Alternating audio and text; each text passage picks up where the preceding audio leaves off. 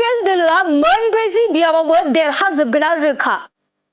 बिटिआरआव UPPL दोलोआ हारसिङैनो सरखार दागोन। जोङो 40तानि गेजेराव 40तायानो देरहानायानो कनफार्म। UPPL हिसाबै सिंगल सरखार सालायनायनि आसा दं नामा? 100%।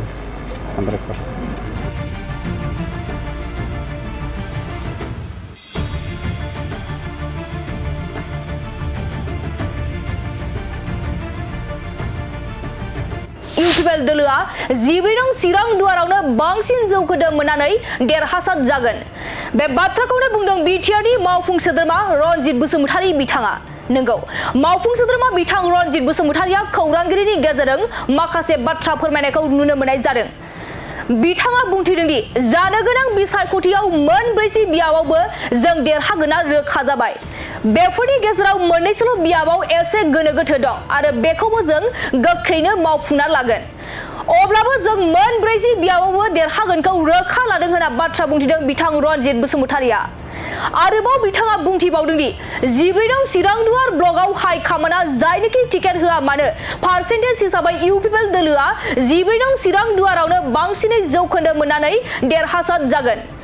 आरो जों फैगौ बिसायख'थियाव देरहासार जानानै बिटिआरआव हारसिङैनो सरखार दागोन 100% रोखा होनना बाथ्रा बुंथिदों बिथां रनजित बसुमतारीया। बिनि अनगायैबो बिथां रनजित बसुमतारीया खौरांगिरिनि गेजेरजों मा बाथ्रा बुंथिखो फै जों आबुङै मिथिना लानि। 14 नं चिरां दुवार ब्लक UPPL दोलोआ दिनैनि दिनाव 40तानि गेजेराव बयनिख्रुइबो साबसिन मोनसे बियाब जानानै दङ।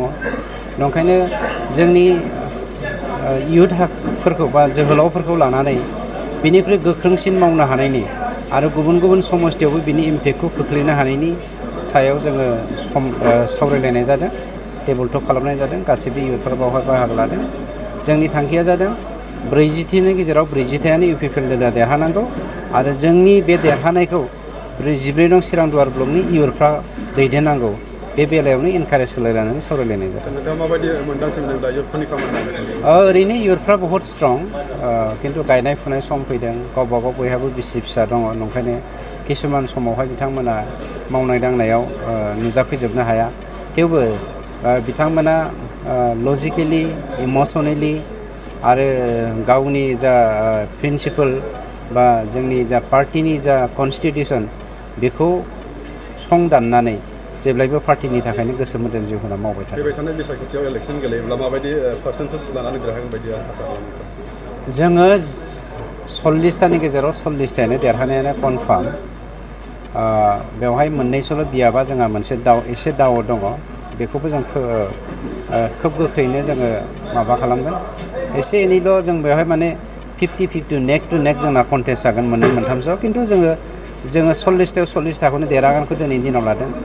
आरो 14 नं चिरां दुवार ब्लकआव हाइकमान्डआ जायनोखौ टिकेट होआ माने पार्सेन्टेज वाइसै UPPL दोलोआ 14 नं चिरां दुवारावनो बांसिन पार्सेन्ट मोननानै पास जागोन। UPPL हिसाबै सिंगल सरखार सालायनायनि आसा दं नामा?